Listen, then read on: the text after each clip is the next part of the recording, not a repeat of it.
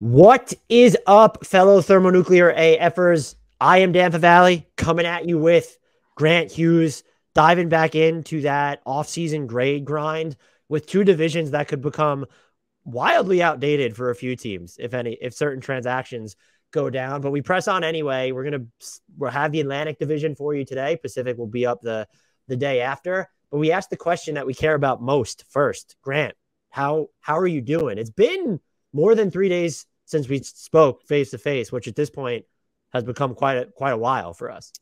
Yeah, I had some withdrawals. I won't sugarcoat it. It was difficult. I am excited to do because we are. I don't know if the listeners know, we are a pair of coastal elites. We are on opposite coasts, but that's let's not run from who we are. So I like doing the Atlantic and the Pacific together because it just we save the best for last. Sorry, flyover states. That's just what we believe. We're just coastal elites. I will say though, like this time it's not for me because I almost don't want to do the Atlantic because Yeah. like there's the Nets, there's the Knicks, and there's the Raptors, and between those three teams, like even the Sixers have been mentioned in the Durant sweepstakes, and the Knicks are involved with Donovan Mitchell. I'm just like, this is also pointless because those would be such a big part of those grades. But look, we waited until late August. Like once you get to September, it's just that's on them for not making the moves already. Right. Yeah. No, I agree. I mean, the odds are that at least two of these Atlantic Division teams will just be completely different. And I remember back in July for Bleacher Report, I did offseason grades basically right after free agency was mostly calming down. I said something on the Nets section of like, let's forget about Kevin Durant and Kyrie Irving for now. And everybody commented like, what do you mean? Well, what do you want me to do? I'm not going to give an incomplete. So let's just, how much does TJ Warren matter? Let's talk about that. So yeah, we all agree. We all understand like we're just doing this because we have to, but it's going to change most likely. Right. And look, we have it marked down this year. I've recorded our grades and marked down the dates. So if we do go back next year to see what we fucked up, like we'll know what happened thereafter. And so the criteria very quickly is it's what happened so far, which is very important for this division, the Atlantic Division. And we're grading the organizations as a whole. And just finally, like a C is a passing grade. Like this is not, we're not ethering them by giving them C's and C minuses. So if you're going to be one of the commenters or listeners that want to see I had someone quibbling with me because I didn't give like Memphis an A+++. It was something ridiculous. That's not how this works. So that's the criteria.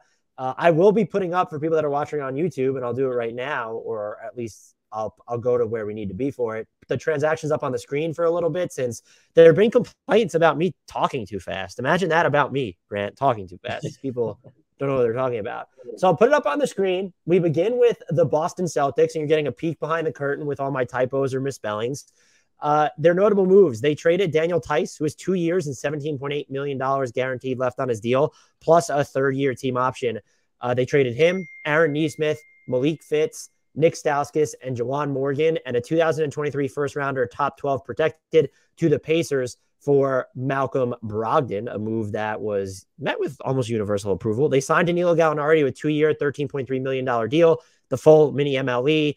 He has a player option on that second season. They signed Luke Cornett, the real unicorn, to a 2-year, $4.6 million deal. $1 million guarantees on opening night, fully guarantees on July 10th. The second year is non-guaranteed. They signed Sam Hauser to a 3-year, $5.7 million deal, team option on that final season. And they signed J.D. Davidson to a 2-way contract, and they signed Fiondu Kabengele to a 2-way contract. No notable exits aside from the trades that we mentioned. And if you care, Malik Fitz and Nick Stauskas and Jawan Morgan were in fact waived by the Pacers. So, Grant, what grade did you give the Celtics? This is an A for me. As I try to think of, what am I overlooking or what it's just like not that complicated to me because the way I frame Boston's offseason is they added Brogdon and Gallinari. And really the only thing of consequence that, in terms of if we assume this is again, a finals contender, which I think that's safe to say, the only thing they gave up that really matters or was going to factor into that at all is Daniel Tice. Like, that 23 first rounder, I don't feel like is super valuable. It's not going to be a high pick. So getting two rotation guys, particularly getting another playmaking guard that will help keep the ball moving in Brogdon, getting some more shooting in Gallinari, we could, I don't know how nuanced or how deep you want to go on this, but like it's just two rotation guys that could definitely start for you in a pinch in the event of injuries, and guys that I can envision being part of the rotation in a finals series. So having gotten those two guys and not really given up a ton, downside risks are there, but with Brogdon's health and Gallinari's defense. But yeah, it's pretty hard for me to really nitpick here, because Boston was really good and improved without sacrificing anything that I view as significant. Yeah, I think so. What did you end up giving them? It's just a flat A. Yeah, I gave them a flat A as well. I don't know what there's not to like about their offseason unless you think that Aaron Nesmith was going to blossom into a star somehow. And I just, even if you did think that, were they really going to pay everybody if you thought like Langford dating back to the Derek White trade was going to pan out? And the 2023 first is just, even if they regress from how they finished towards the end of last season, that's just not like a huge opportunity cost to give up. If Malcolm Brogdon stays healthy, that money is not unreasonable. But I get it from the Pacers perspective of, let's just, we have Halliburton, we have Duarte, we have Benedict Mathurin. Let's get rid of Brogdon, get off that long-term money and pick up a first-round pick in the process.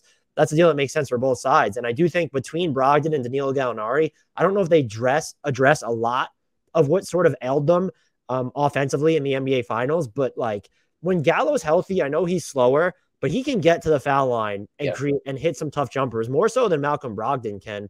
And I think that could really matter for them. And just, I like the fact that they were willing to use them in the MLE. This wasn't a team that shot, and they shouldn't have, just because they made the freaking NBA Finals. I honestly don't know what you wouldn't like about this offseason unless you didn't think that they should have gone after Brogdon. I did wonder after the Kevin Durant trade demand came down and you look at the Brogdon deal, was it almost in anticipation of, would they dangle Jaylen Brown plus Marcus Smart or Derek White and other stuff for Kevin Durant? And we've since heard that they have done that. Jaylen Brown and Derek White, and I think one first-round pick is what Shams reported. What do you make of all that? Not trying to factor in like, how does their offseason grade change if they had Kevin Durant, but just in general, would that, like, do you like that idea for their team, or do you think it's sort of too much of a consolidation for a team that was so close already?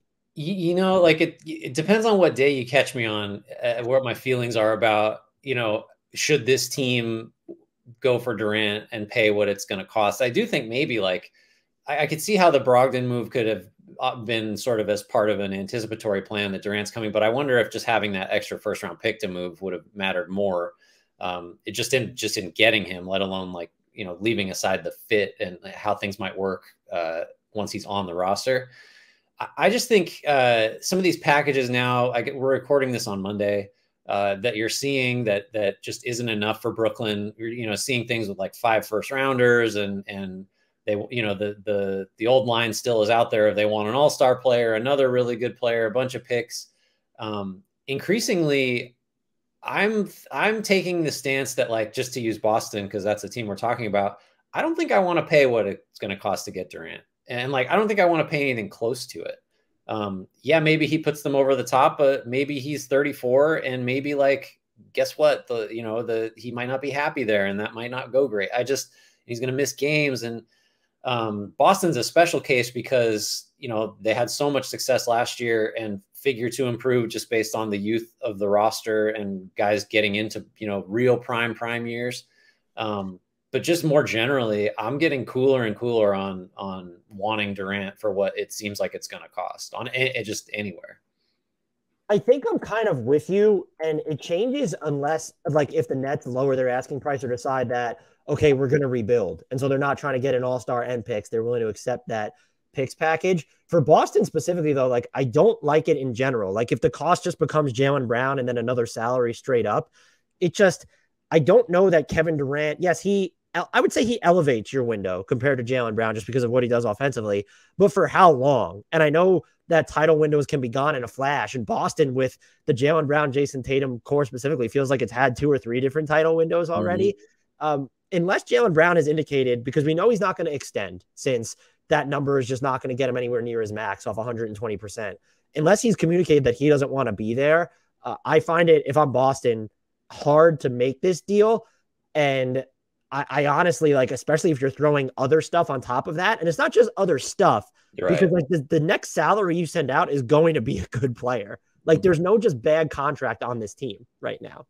Yeah, I think Boston, we both gave them an A for what they did. So I think inherent in that is I think we'd both like to see what this team looks like for a full year. Like, so that just from that perspective too, like let's not just go superstar hunting and hope that it works. I think they've planned deliberately, made a lot of smart moves, big and small. And like, I just want to see this Boston roster, this newly, deeper Boston roster get toward, at least conference finals and then maybe back to the finals and see what they can do.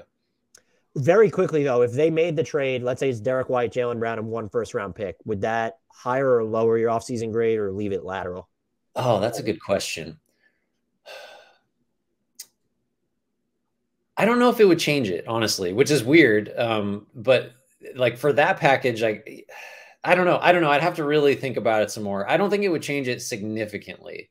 It might go down, honestly, because if I say it's going up, I'm arguing against myself. Just having said, I kind of like this Boston roster and I want to see what it does. Yeah, I think I would leave it the same just because you are probably a better team for next season and maybe the one after, but the combustibility factor feels where it's Kevin Durant. Right. It's just, man, that's just Jaylen Brown is so good, so young, and it does feel like you're inherently shortening your window.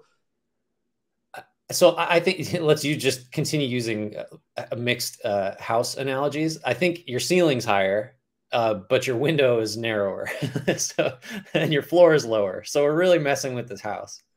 But yeah, I think straight A's for Boston. That was an easy one. We move on to the next team, who is not as easy, and theirs is a grade that is going to change.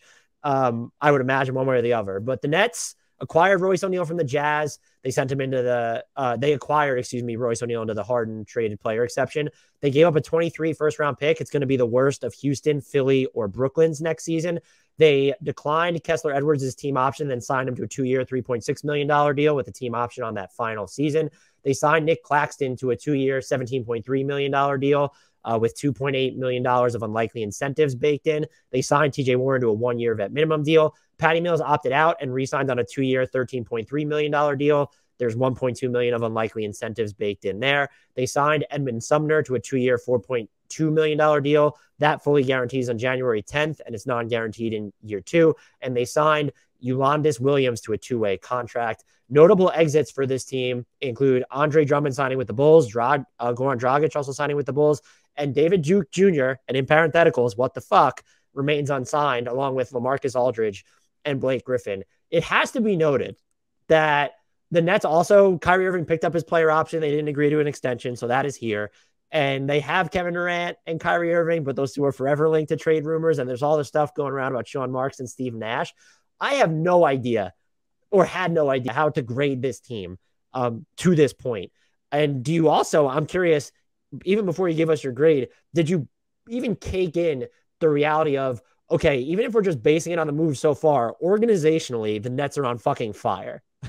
That is the hardest. I mean, there's a million hard parts about grading this team. And when I did this in July, this was pre-ultimatum from Kevin Durant, obviously. The idea that he was going to be moved and Kyrie too was out there, but there wasn't it's Nash and Marks or me, which, like you said, now the organization is very much on fire.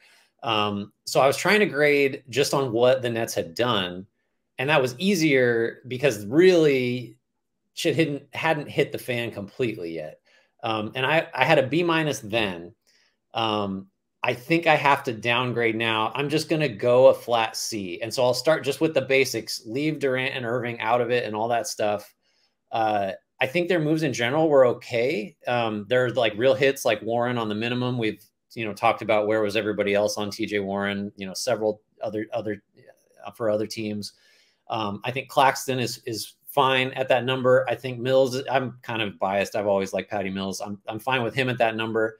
The O'Neal trade didn't make sense to me, but then again, like if you think you might have Kyrie Irving and Kevin Durant back, and if you think Ben Simmons might be healthy, and if you think you're going to have a coach and a lead executive when the season starts, then Royce O'Neal makes more sense than having a first-round pick. So even that is difficult to sort of parse because we don't really know what this team's like. This team could tank. Like there's a scenario where it trades everything, it tanks and has like a quick flip rebuild next year. I don't know. But there's also a chance they try to make the finals if somehow they get enough talent back, and then Royce O'Neal matters.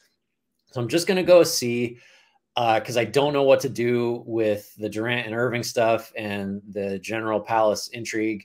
I would say, though, I don't know if I think we maybe diverge on this point a little bit. I'll be curious what you think.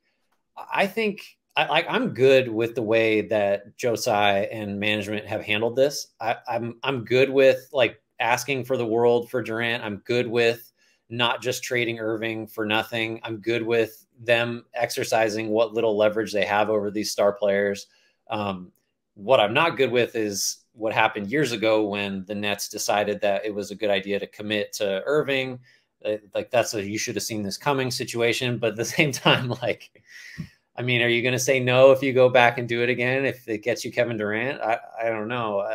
It's a mess. I'll be glad when it's over because I feel like this is a saga that has gone on for a long time and I still don't have a handle on it, and that like makes me uncomfortable. I don't. So yeah, like I said, this one was tough. I gave them a D plus though. I like the Nick Claxton contract. I like bringing back Kessler Edwards. I think that was obviously a no brainer for them. But what we need to, the Royce O'Neal deal, I'm kind of neutral on. I guess the Nets don't have enough good defenders on this team. I mean, Ben Simmons is there to where his role, I do think, changes a great deal.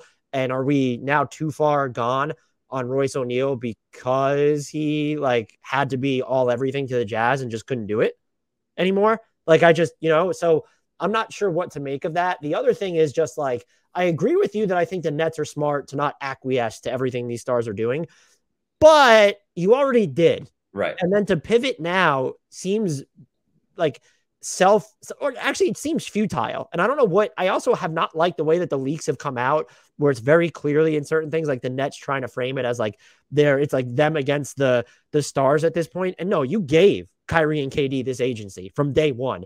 And to pivot out of it without a concrete plan or being prepared to suffer the consequences, my grade will change if they get a lot for these guys, or specifically Kevin Durant, via trade. But right now, the fact that they haven't traded them, I understand Kevin Durant has 4 years left on his contract. You don't trade him or Kyrie Irving just because.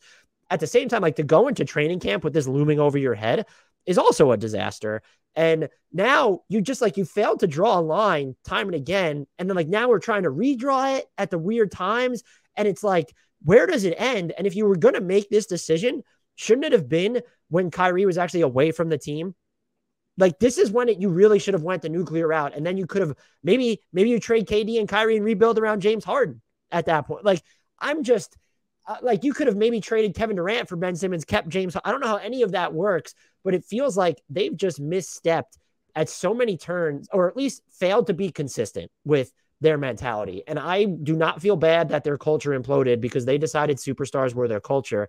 I also don't like the Patty Mills deal for them. There was clearly some quid pro quo there that he was going to opt out and get more money. He did not close the year well. I love the TJ Warren contract. That's a fantastic flyer. So there are things to like or be neutral about, but like this was a bad offseason for them as of right now so far, because I think that my grade again will go up after we look at the return for Kevin Durant and or Kyrie Irving, and not having that concrete direction is a fucking problem. Yeah, I agree. I think if they get anything close to what the asking price seems to be from Brooklyn's end, then like this grade could go up a lot, because suddenly you're rid of a guy that wants no part of being there, which is, it's not totally analogous to the Gobert situation, but it's like, this is a lost cause. We're trying to get something because otherwise we have a guy that's probably just going to hold out.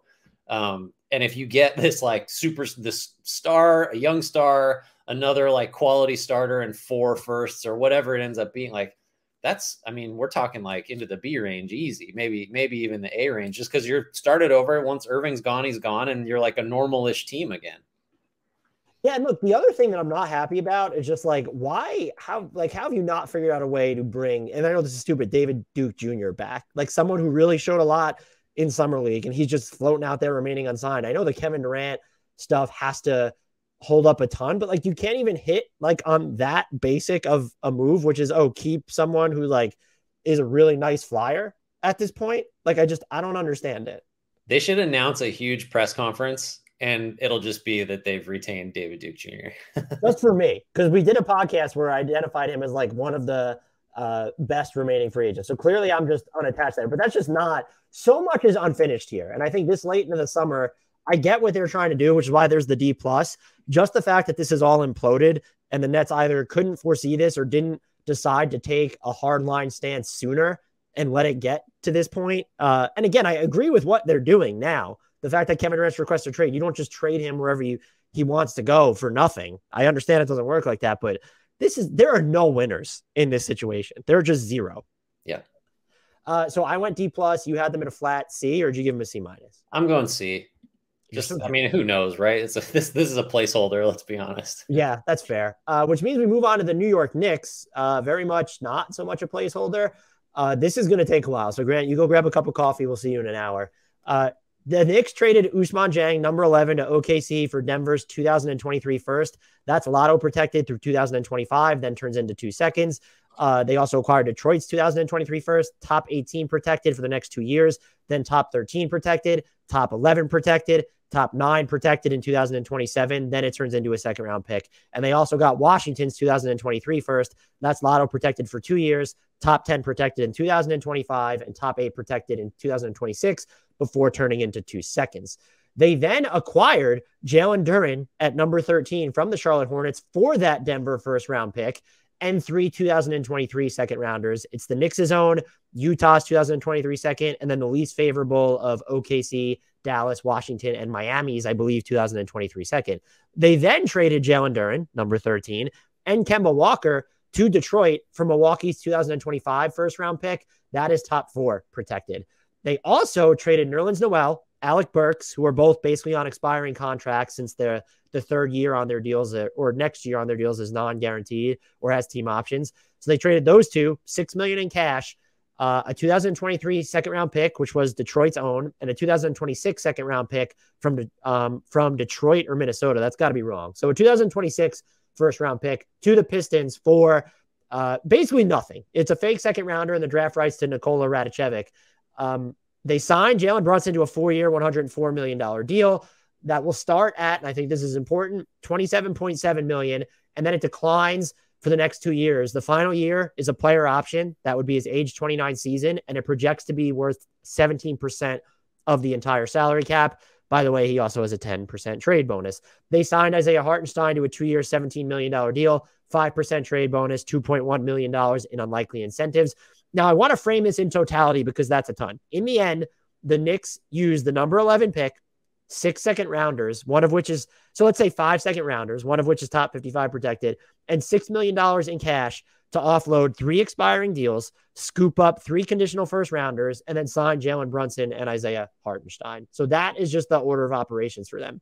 They signed Mitchell Robinson to a 4-year, $60 million deal, starts at $17 million and declines all the way to $13 million in year 4, his age 27 season. He will be the 12th highest paid center in the league next year. They signed Jericho Sims to a 3-year, $5.7 million deal, partially guaranteed in years 1 and 2, non-guaranteed in year 3. They signed Faron Hunt to a 2-way contract, and they signed Trevor Keels to a 2-way contract. Their notable exits include Taj Gibson, who they waived. He signed with the Wizards, and Ryan Arcidiacono remains unsigned. Whew, I need a minute to catch my breath there. Grant, what grade did you give the Knicks? So this, just full disclosure, this was a C+ back in July, but having kind of lived with it for a little longer and kind of needing what you did here, framing this whole series of transactions in totality, my official grade now is down to a C-, which, like, you know, not a major difference. But so just a lot happened. Some of it was good, some of it was bad, but most of it, and I'm afraid I'm going to steal your point on this because I think this is roughly where you're at. This does not scream we have a coherent plan. Long, you know, we don't know what the Knicks 5-year plan is. Okay. So like, just to take the big ones, I think Brunson at that number is fine. I think you've definitely said, and I agree, that the conditions, at least with respect to offensive spacing in Dallas, were way better than they're going to be with the Knicks. And so he may struggle a little bit. I think he's a guy that really needs the room because of his lack of size to kind of get into his bag, especially if he gets into kind of the mid-post area where he has, such an incredible like array of fakes and stuff. If everything is just compressed in there, I think maybe he runs into some trouble. We love Hartenstein. That's a fine number. I think he's quietly one of the best backup bigs in the league. There's an argument to be made that he's better than Mitchell Robinson, so that makes the Mitchell Robinson signing real bad. The 12th highest paid center. He is not the 12th best center in the league. It's not close, and that's not even considering his durability concerns. So I think I'm just all told, this is just slightly below average. And most of it is because I still don't really have a sense of like what the goal is in all this. I get it. They like Brunson. They really wanted him. They got him, and they didn't really overpay that much, especially, I mean, maybe not at all, especially with the declining structure. So I just don't fully get what the Knicks are doing. But like, I think I said this back in July when I did grades, like anyone that's, thinking of this is an F or this is crazy. I don't know if this is a straw man argument, but like, you got to remember how bad some of the Knicks, like how totally aimless some of the Knicks off seasons have been in the past. This is a series of like dubious moves in some cases, but some are like objectively, I think, pretty good. It's just like, to what end basically is my unanswered question. So it's a C- for me. I went with a C- as well. This is terrible podcasting because we just don't differ at all. And I echo everything you said. I did flirt with going lower just because I do think this shows a lack of a coherent vision, as you said. And it's just like, it's not the Jalen Brunson deal. It's because the Knicks were the one to offer it. And if you think Jalen Brunson is your best player right now, what does that make you? And so looming over all this, of course, is the Donovan Mitchell trade talks. That doesn't change too much for me unless Danny Ainge loses the trade. I don't think it will necessarily be a bad trade for the Knicks, but the way I framed it is thusly. And yes, I just said thusly. Doth thou protest about me saying thusly? If you acquire Donovan Mitchell, you still need to acquire Donovan Mitchell's equal or superior, because Jalen Brunson cannot be the second best player on your team when Donovan Mitchell's the first.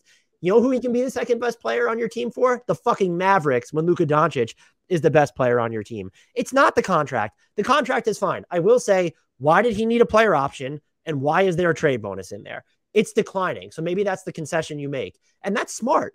It's the same thing with Mitchell Robinson's deal, which is why I noted it. Mitchell Robinson in year 4 of that deal at $13 million, maybe that ends up being a bargain. That's also a deal they shouldn't have signed, because who was giving Mitchell Robinson $60 million?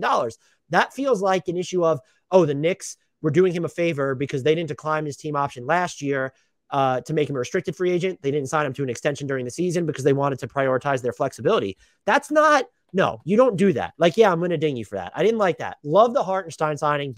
One of the best signings of the offseason. I'm curious to see like how much the Knicks actually use him there, though. But it's just like, yeah, this is unfinished, to be honest, because of the Donovan Mitchell stuff. But what does it even say? Donovan Mitchell and Jalen Brunson make you what? Like, this team is right now, if we're going through the East, I don't think the Knicks are a top 6 team. Like, there's Philly, there's Boston, there's Milwaukee, there's Miami. There's Toronto. I would definitely have ahead of them. Would you have Atlanta ahead of them? Like, that's a team I probably would at this point. So there's 6 right there. And I feel like I'm forgetting a really obvious. I think Cleveland's better. Cleveland's certainly in the mix. Like, they're probably in the same territory right now, if we're being honest, as Washington and Charlotte. Like, sort of what the fuck is happening here teams. Yeah. And I don't think there's no single move they made that was detrimental this offseason. Let me make that clear. There was none.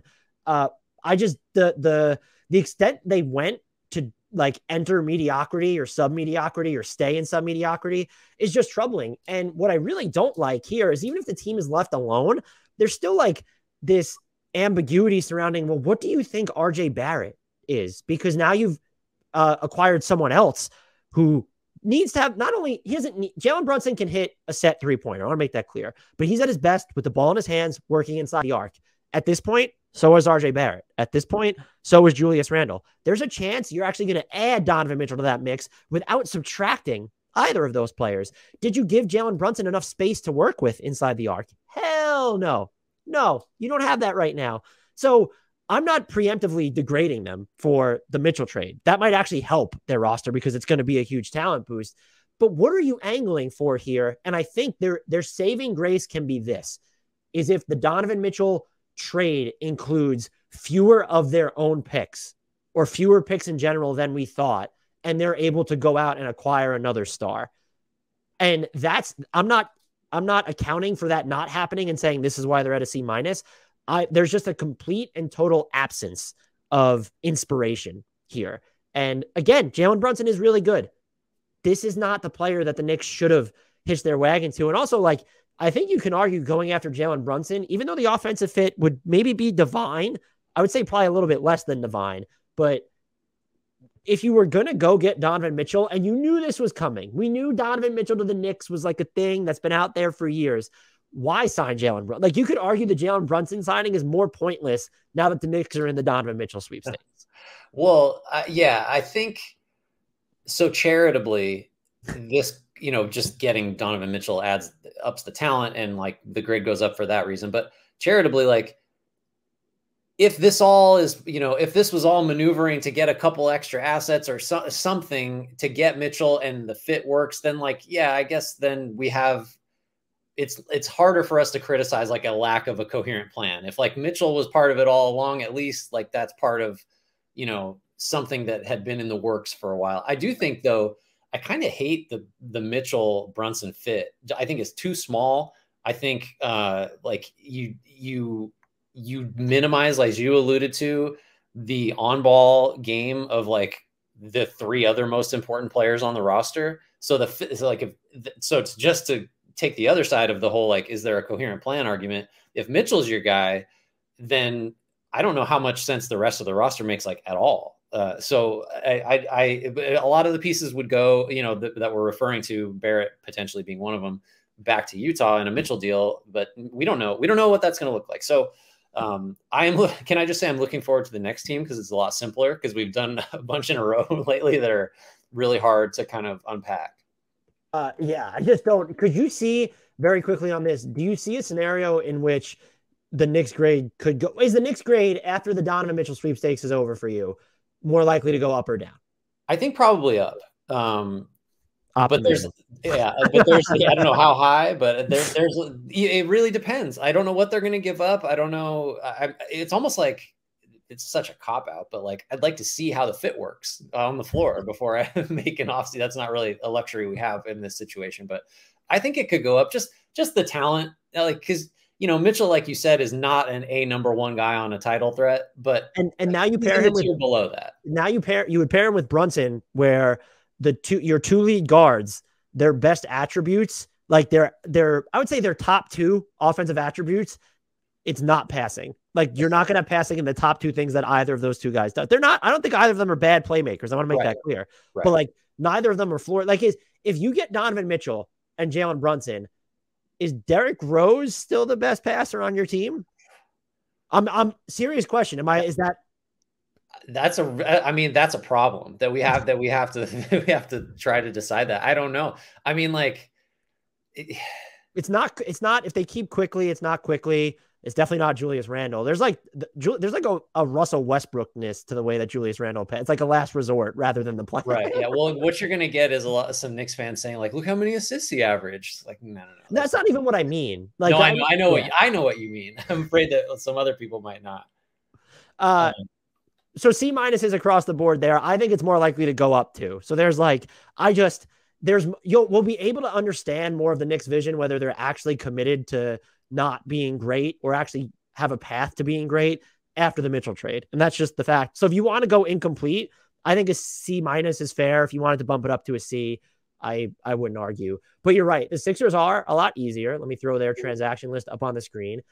The Sixers traded number 23, which was David Roddy and Danny Green, to the Grizzlies for DeAnthony Melton, who has 2 years and $16.3 million left on his deal. They signed Daniel House to a 2-year, $8.4 million deal. There's a player option on year 2. It was for the full biannual exception. They signed PJ Tucker to a 3-year, $33 million deal. That was the full non-taxpayer mid-level exception. And he has a 2024-2025 player option at the age of 39. They are also hard capped because they use the non-taxpayer mid-level exception. James Harden opted out and signed a 2-year, $68.6 million deal, a 2023-2024 player option. The NBA is investigating the Sixers for tampering / cap circumvention because of it. I should also note the Knicks The Knicks being investigating, the NBA is investigating them for tampering with Jalen Brunson as well. And just like the audacity to hire his dad as an assistant, even though his dad has a track record of being an assistant when that whole thing is happening in the backdrop is just, I almost applaud it because it's so fucking brazen. But so that should have been noted as part of that. Jalen Brunson is not the player I want to tamper for, is basically what I mean there. The Sixers signed Trevelyan Queen to a 2-year, $3.6 million deal that will guarantee in full on January 10th. The second year is non-guaranteed. They picked up the $2 million option on Shake Milton, and they signed Michael Foster Jr. to an Exhibit 10 deal. Notable exits, and I know Sixers fans will be mad or sad. DeAndre Jordan signed with the Nuggets. RIP to DJ's reign in Philly, and then Paul Millsap remains unsigned. Talk about a quick fall for Paul Millsap. I was like, right up until his last season in Denver, I was just like, this guy's going to play forever. What grade did you give Philly? It's another flat A for me. So that's 2 in this division. I think, just to take the other side first, like maybe you're concerned that the depth behind Embiid at center is a little wanting. I mean, just go find how many different teams have we already said, like, just go get Hassan Whiteside. You just go get somebody because like the reality is if Embiid misses significant time, this team's not doing anything anyway. So just get a guy that you can play 7, 8, 10 minutes in big games, and I think you're fine. Yeah, like just getting Tuck. How hilarious, by the way, is having a player option at 39, which is what he's going to have. Like pretty likely he's picking that up. I think Tucker is a huge addition. I dinged the Heat for losing him. I don't know how realistic it was for him to end up anywhere but Philly. It seems like that was kind of not done, but close to it. And then House and Melton, I think, are both guys I could envision closing games. So like you've added 3 starter/rotation level players. And also with the tampering thing for Harden's new deal, feel like, yeah, anytime you're getting investigated in this particular case, like it's a sign you did something like really well, like a little too well. So it's almost like a badge of honor, not quite in a way than the Knicks and Brunson. Yeah, it's an A. Like the Sixers are way better. There are still risks, like Harden might actually be washed and Embiid could get hurt, but like that's not an offseason thing.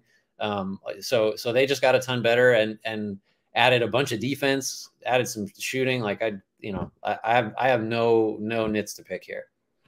Yeah, I think like the PJ Tucker deal is just like another team would have given him that. Right. And so if you're just confident that you're going to work within the constraints of the hard cap, which I think you can be confident with because you didn't have all this draft equity to trade anyway, and any deal because you have Tobias Harris, if you were to make something, it's like, I don't want to say it's easy to work within the hard cap, but if there was a team that just wanted anything attached to Tobias Harris to get value, like you can work it so that you're staying within the hard cap. I loved their offseason, maybe a little too 2018 Rocketsy for me, just like, let's run it back with them. But you got James Harden I don't think that this needs to be a precedent. If we're going to start asking, is is Anthony Davis going to take less in his next deal, or LeBron after his extension kicks in going to take less in his next contract to help the Lakers get a third star? That should never be the expectation here. But they got James Harden to take less. And honestly, if they circumvented the salary cap in the process, I don't really fucking care. You know what I mean? Like, what is if he wasn't going to take a pay cut, they would have signed him anyway. And if it's like a handshake deal under the table that, we're just going to pay you next year. Well, hey, guess what just happened with the Clippers with Reggie Jackson and Nicholas Batum? I know it's a different caliber of player, but if it's happening at a lower scale, and I'm not saying this is akin to the Nuggets. They had DeAndre Jordan like in the bag in mid-June, which is just like, imagine tampering for DeAndre Jordan. I get there are levels and dimensions to how tampering works. I can't bring myself to care until you actually like make an example out of a team. And I also don't think it's fair, though, to make an example out of a team unless it's done not uniformly, but in conjunction with hitting a bunch of teams at once. Because look at what happened with the Bulls and Lonzo Ball, you can't like pretend that actually cares. And you scuttled the Bogdanovich deal for the Bucks. That's like the biggest, I guess, penalty a team has suffered. Not what they actually like were fined of that, or what it cost them a second round pick, if anything, but like the deal was revoked. And so unless you're going to come in and revoke these contracts all of a sudden, I just don't care. And yes, to the Sixers, actually, they just make so much more sense on the court right now. And they're also kind of set up to where Doc Rivers can't fuck up the backup center rotation now, which I think is important because you're either going to play PJ Tucker as a small ball 5 in those minutes, or we're going to actually get to see like a lot of Paul Reed. Right. So I think that's, important. I love the DeAnthony Melton pickup. That's someone who he didn't look great in the playoffs with Memphis, but like he's hit the 3 well over the past 2 seasons, and he will defend his butt off. And what you've essentially done is said, hey, we're going to surround Joel Embiid and James Harden with guys who can defend and capably hit threes. There's no like lights out prime Kyle Korver on this team. No rookie. There's not even a rookie year Landry Shamet on this team, or whatever year he ends up in Philly. He's been around the block so many times I can't even remember. But you have enough shooting. And I also think it's not unreasonable to expect James Harden to be better. This is like he's finally not in Houston or Brooklyn. He's not dealing with any sort of injuries over the offseason. He took a pay cut, which seems to resonate with me that I don't think he should have, but that he gets it. And like, he kind of understands like, this is my last shot people have already turned on him and think that he's a poser or can't perform in the playoffs. I think he understands that now, which is only good for the Sixers. Whether he should have actually taken a pay cut, that's for the players union to talk about amongst themselves. But I'm like, he might be a sneaky great MVP bet this year. Just the odds that he's laying, and you could probably like cash out early on because he's playing so well. I think this team is, I don't know if they're tier 1 contenders now, but I think they're now in tier 2. And to do that when you didn't really have much to work with in the like heading into the offseason, I think that's a big deal. So I don't know if I said my grade, but I want a flat A for I'll go A- because it's like, did PJ Tucker need the player option at age 30? But again, it's like, no, I'm going A. Another team would have given him that deal. So point to me the move that doesn't make sense here. Yeah. I'm relatively speaking, I'm pretty low on Harden, but I agree with what you said that like at the very least we can agree that he's better positioned to succeed with this roster than he's been really at any time since things were really going well in Houston. Cause it's just like you said it's really good defensive players around him who like ideally don't get the ball unless they're shooting open threes. And then instead of Clint Capella, you have Joel Embiid. So like, we're just comparing to like, yeah, this is Rockets East now. And some of the guys are a little older than you might like. I mean, Rockets West, actual Rockets worked pretty well until they started messing with things. So this arguably is like a version of that team that just happens to have an MVP candidate center, which was never the case, for the actual Rockets over the last, 6, 7, 8 years. So, I mean, I think that the number for Harden still actually, having said that, like that might just be like, was he going to get more than certainly not this offseason because there just wasn't any money, but like, what is his actual market value based on how things have looked the last couple of years? That's another like big unknown, just because you don't know how much the give a shit factor really mattered for him. I guess my whole thing is just like, if there were teams that wanted to compete or could talk themselves into that they could compete and had cap space and James Harden was willing to sign anywhere, he would have gotten the max. But like, we're at the point where players are making so much money. Do I expect them to start taking $15 million pay cuts in a single season? No. But like at some point, like the richer you are, like every dollar matters less. You might still be obsessed with it. And how much money he makes off the court is one of those guys. Not advocating for it. I can't bring myself to care except from the side of the Sixers where it's, well, James Harden at, an average annual value technically over the next 2 years of $34 million makes so much sense. Yeah. Because that's not even, he'll be making about the equivalent of like a 25% max next year if he picked up his player option, or is about the equivalent of a 25% max this year, like close to it.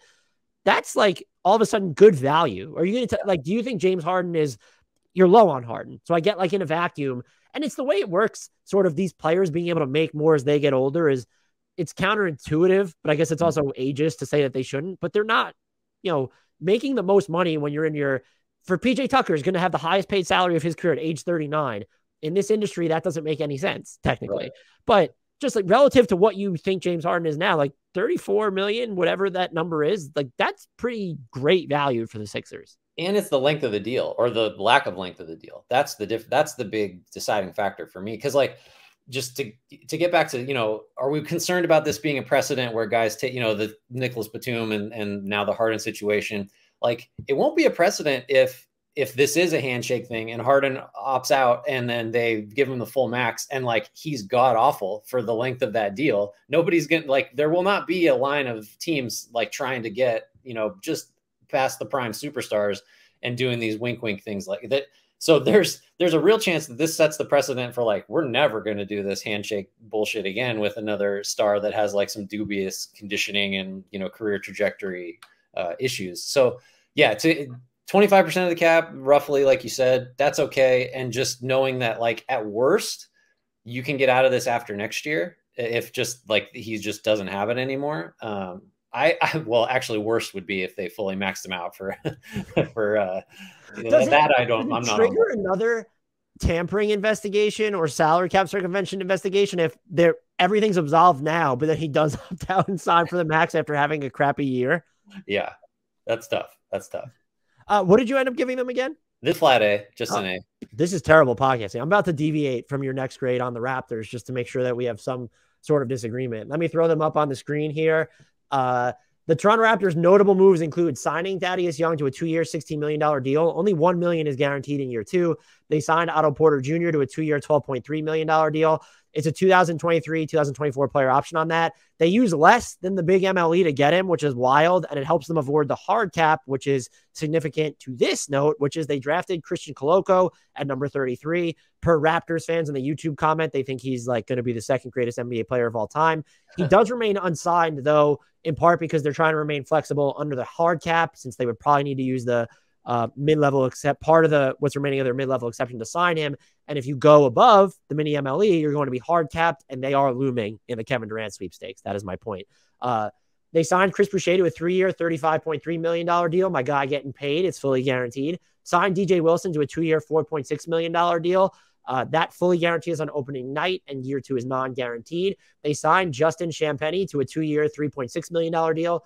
Also guarantees on opening night, and year 2 is non-guaranteed. Shvi Mikhailuk picked up his player option. They signed Juan Hernangomez to a 1-year veterans minimum deal. They signed Ron Harper Jr. and Jeff Doughton to two-way contracts, and they signed Gabe Brown to an Exhibit 10 deal. They waived Armani Brooks as part of their notable exits, and both Isak Bonga and, this one is inexcusable, Yuta Watanabe remain unsigned. Grant, the Raptors were like, I know they weren't mega transactions, but going through it when I was doing it, they were busier than I was expected. But what grade did you give the Raptors ultimately? I give them a B. I just everything, all these signings are fine. I just don't know how consequential any of them are. Getting Porter, I think Porter was, I suspect that he was going to be one of the most sought after free agents in the league, and to get him for less than the full MLE is pretty impressive. But obviously there were some like off court, I think it's his girlfriend or his fiance is from Toronto. So that seems to have been a factor, because I can't believe, go ahead. The market of Toronto has pull, is what you're saying. Well, it seems that it probably should, right? It should have pull. That's a cool place to be. But like, because I gotta believe that there was a full MLE offer out there for him. There should have been. There should have been if there wasn't. So I got no problem with that. Boucher feels like a little rich, but like that's a totally manageable number. I'm fine with that. I think if I had to, I guess, and I do have to like ding them a little bit because I gave them a B instead of something better. Is like, are we sure that the playmaking and point guard situation was sufficiently addressed? Because I guess we're sure that it wasn't. Is that like? Well, yeah, like, because I guess, you say, well, Scotty Barnes is going to up the playmaking and we can get some more of that from, even like Thad Young has had phenomenal playmaking seasons from a front court position. So you might just kind of piece it together there, but it feels still like Van Vliet is just kind of overtaxed and there's not like a good replacement for what he does on the roster. Leave it to Toronto to kind of try to figure out innovative ways to sort of make up for shortcomings, that they have in the roster makeup. But I would have liked to have seen maybe just go get me like a backup point guard that I'm sure I can trust. Because otherwise, I'm not sure where, because Van Vliet plays a ton of minutes and he's played a ton of minutes forever. And I just don't know that they're fully stocked behind him to kind of weather an injury or trying to like take it easier on him for once. Yeah, that's a good point. I gave them a B+ because I don't know what to dislike about their offseason ultimately. And the Otto Porter deal to me is, if it's not a steal, like it's going to be fine. And is he a caps lock shooter? No, but he'll space the floor. gives you different options on defense. You know how I feel about Chris Boucher. So I thought that was a good deal for them. And Thaddeus Young, and the fact that it's like so low risk beyond next season, they still need more floor spacing and they need more like self-creation. And preferably they need to get both of those qualities in the same player, just the way their roster is built. But they've made themselves better. Still, they didn't address their biggest weakness, but they're better. They're deeper, and their bench was a problem last year. I think creation off the bench will still be an issue. What I'm not sure is being talked about enough is I know that they're mentioned in the Kevin Durant stuff as well too, but they're also like, they have all these mid-end contracts now to trade, which they just didn't before. So when we get to December, January, it's not, if we want to make a move, we have to trade Gary Trent Jr. or OG Anunoby. No, you do have Chris Boucher's $12.7 million salary. You have Thaddeus Young making 8.2. You have Otto Porter Jr. There. So like, I wouldn't move Otto Porter Jr. I will never move Chris Boucher. I would give him a no trade clause if he was eligible. But like, I think you've increased your optionality to improve the team because it doesn't have to be a mega blockbuster anymore mid-season. So like it was funny because they were like uniquely built to, you would get Kevin Durant or Donovan Mitchell in a trade, or you really don't make any trade of consequence because you don't have like the middle ground. I think they set themselves up for that while getting a little better. I'm with you. I would have liked to have seen them skew more towards caps lock, italics, bold shooter, or creator, and they did not. But they are, to me, a better, deeper team than they ended the season as. And if we got a fully healthy Raptors team last year, or even an 80% healthy Raptors team last year, I think they would have been even more dangerous than they actually ended up being by the end of the season. Yeah. So just last thing on Toronto for me, I guess like big picture, I respect that they sort of ran it back more or less with the experimental, like positionless, we got a bunch of forwards thing. Because there were injuries last year and like there were real problems rebounding and the playmaking stuff you mentioned. But I just think you can bank on Barnes getting better. You can bank on Achua getting better. And I just like that they didn't panic and like just go like we need a shooter, we need a point guard, and go conventional. I think like one more year at least of seeing if this very specific roster setup can work. I think it's worth it. So I like that they, as much as I criticize, Van Fleet's kind of out there on his own, I like that Toronto kind of stuck to its guns and is going to at least give another year of this kind of roster building. Yeah, that's actually a really good point too. I did want to see really quickly, where do you fall on, since they are involved in the Kevin Durant sweepstakes? Are you team, I would trade Scotty Barnes for him? Would you trade Pascal Siakam for him? If they're not willing to include either one of those guys, do you even see a pathway to them getting a deal done? It would be Trent, OG Anunoby, and their draft, essentially. Probably not. I think I don't think I would trade Barnes for Durant just because of the cost, their completely divergent developmental trajectories, and maybe Siakam, but just based on what Brooklyn's asking for, like I feel like if Barnes isn't in the deal, we're not really talking anymore, right? Because I don't feel like Toronto has the same level of willingness to just give up all its draft picks. That's like not something that historically I think Masai Ujiri has done. No, and I agree that you shouldn't trade Scotty Barnes for Kevin Durant. I also agree that if then the Nets are going to take a draft pick centric trade, I wouldn't take the Raptors offer just because I'd rather short like almost any other team's future than the Raptors because they're so good at just finding ways to add guys on the margins or add value with Masai Ujiri. Whereas if you're with Phoenix, who is set up really well, at the same time, like historically, they're a less trustworthy organization than Toronto. And so you'd rather probably be invested in their long-term draft picks than Miami's, let's say, or even Toronto's. Yeah, that's a good point. So I gave them a B+, you gave them a B. To recap here very quickly, we both gave the Celtics A's. We both gave the Nets C-. This is terrible podcast. And we both gave the Knicks C-. We both gave the Sixers a flat A. I gave the Toronto Raptors a B+. Grant gave them a B.